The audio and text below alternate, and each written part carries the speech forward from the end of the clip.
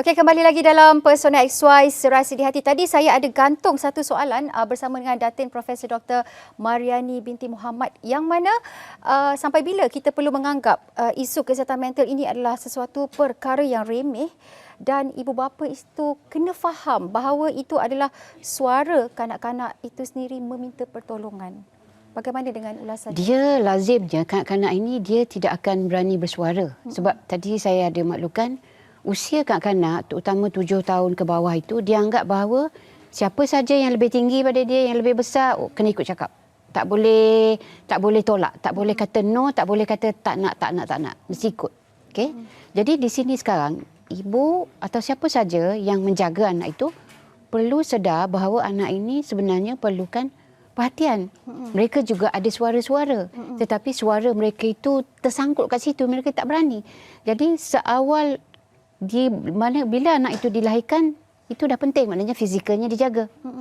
Bahasanya dijaga. Tapi bila anak itu dah pandai berjalan, dah pandai bercakap-cakap dengan sesiapa saja, tambah lagi kalau apabila mak ayah nak pergi kerja, dia diletakkan di rumah pengasuh, diletak dekat taska, letak dekat tadika.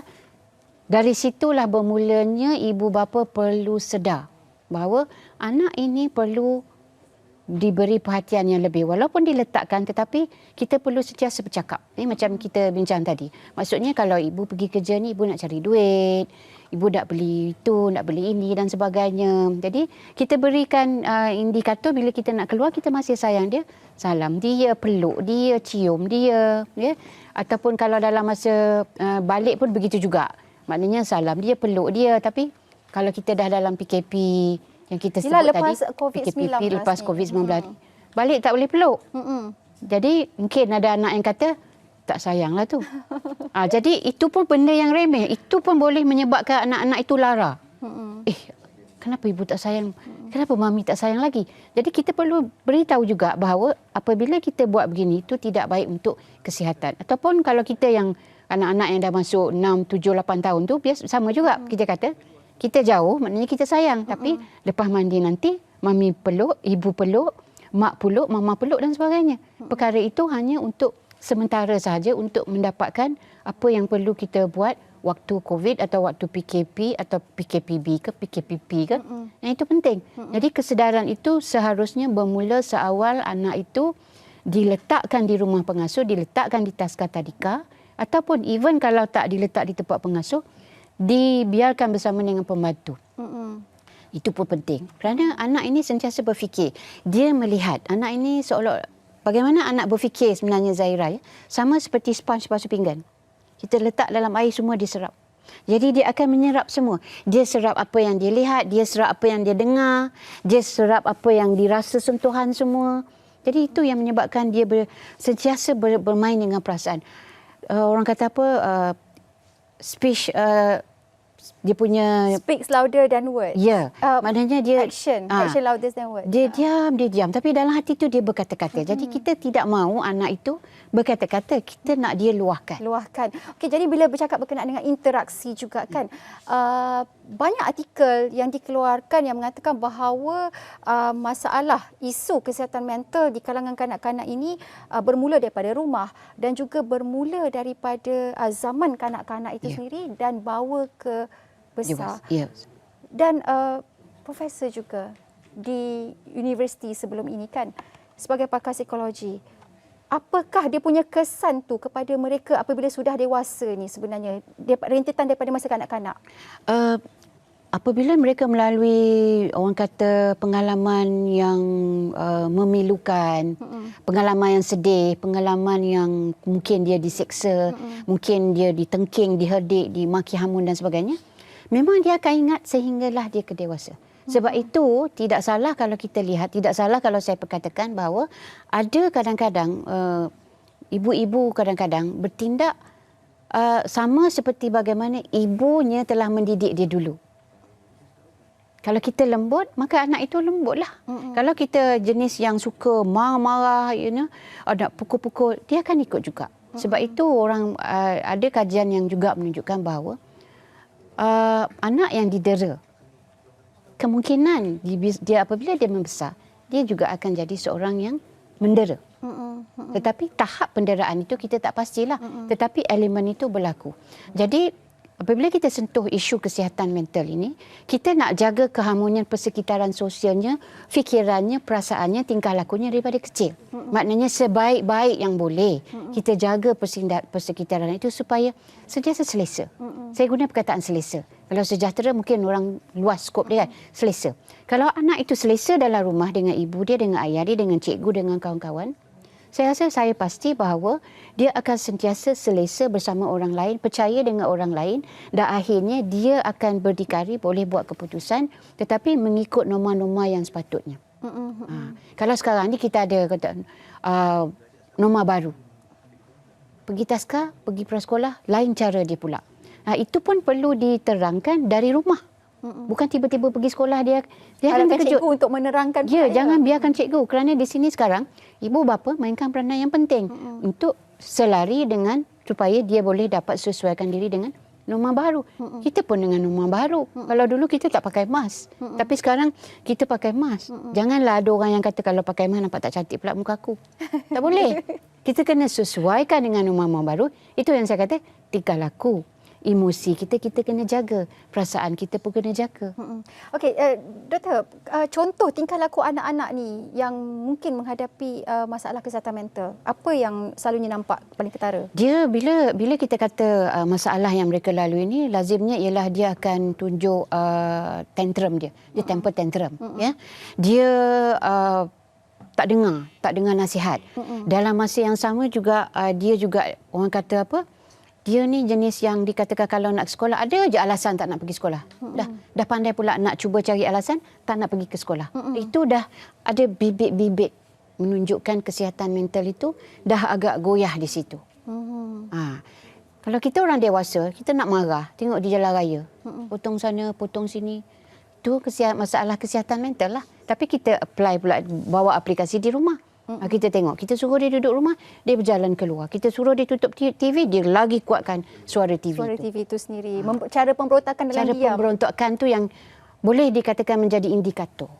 Jadi indikator. Okey. Jadi sebenarnya banyak lagi sebenarnya yang kita nak kupaskan bersama dengan doktor, tapi itulah masa tu tak mencukupi sangat untuk hari ini. Tapi tak apa. InsyaAllah mana tu ada peluang lagi kita boleh bersama dengan Profesor Doktor lagi. Dan terima kasih juga kepada Datin Profesor Dr. Mariani binti Muhammad kerana bersama dengan kami dalam Pesona XY untuk kita kupas berkenaan dengan isu kesihatan mental lara di usia awal. Dan selepas ini kita akan bersama dengan Hafiz Dawson dalam Borak Apa Bro. Kita berehat seketika. Jangan ke mana-mana. Hello, Assalamualaikum, bersama saya Hafiz Dawson untuk segmen Borak Apa Bro. Dah lama saya tak keluar, hampir 3 bulan disebabkan oleh Perintah Kawalan Pergerakan. Tapi hari ini Perintah Kawalan Pergerakan Pemulihan kita dah boleh keluar. Dan ini adalah lokasi pertama saya untuk syuting Borak Apa Bro.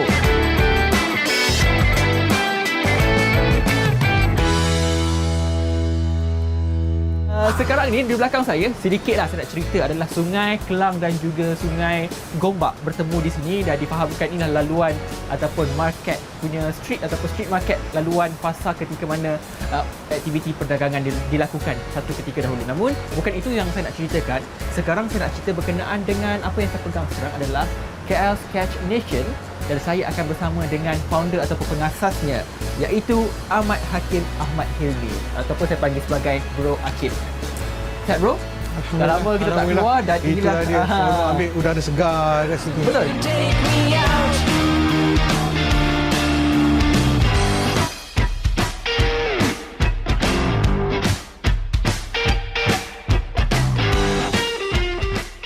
Ini buku yang saya pegang antara buku sketch ataupun lakaran yang telah dilakukan oleh Bro Hakim dan ini sahaja kalau saya tunjukkan kepada anda.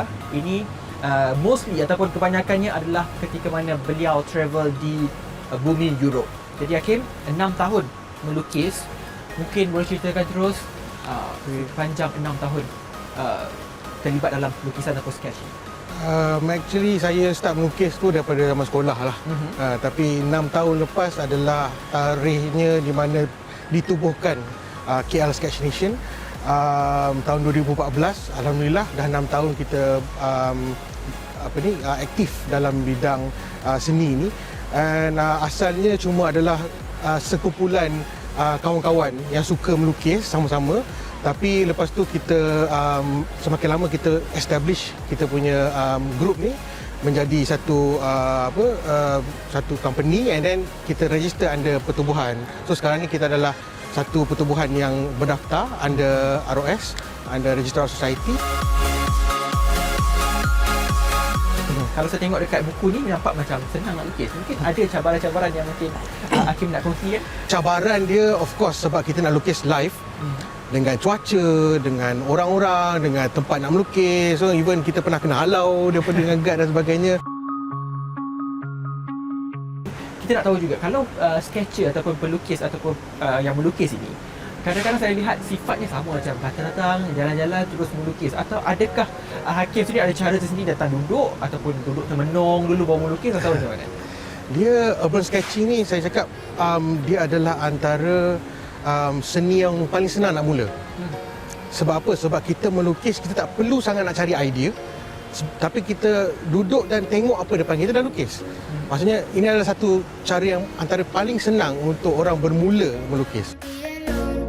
Difahamkan juga Hakim ada melakukan lukisan dan juga pertandingan melukis menggunakan tema COVID-19. Mungkin boleh ceritakan dari apa yang diilustrasikan dalam lukisan tersebut? Daripada hari pertama MCO dulu, masa fasa pertama kita dah launch kita punya sketching challenge.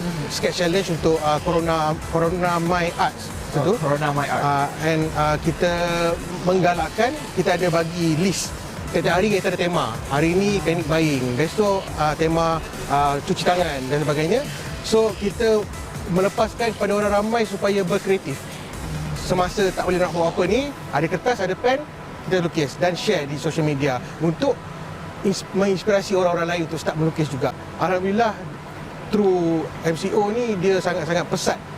Berkembanglah dari segi itu. Hikmah yang dimasukkan. Saya kagum dengan Hakim bukan saja beliau pandai melukis, namun beliau juga merupakan sekarang ini pelajar Dr. Falsafah dalam bidang kognitif pemikiran dalam lukisan. Saya adalah seorang arkitek yang bekerja. Namun dalam masa bekerja dan sebagainya, saya terinspirasi dengan KL Sketch Nation sendiri untuk meneruskan apa saja yang aktiviti kita buat ni into something yang lebih credible. So saya meneruskan dalam bidang architecture tapi spesifik dalam cognitive psychology in drawing. Maksudnya bila kita melukis ni apa yang kita dapat dan apa yang kita boleh belajar daripada proses melukis ni sendirilah.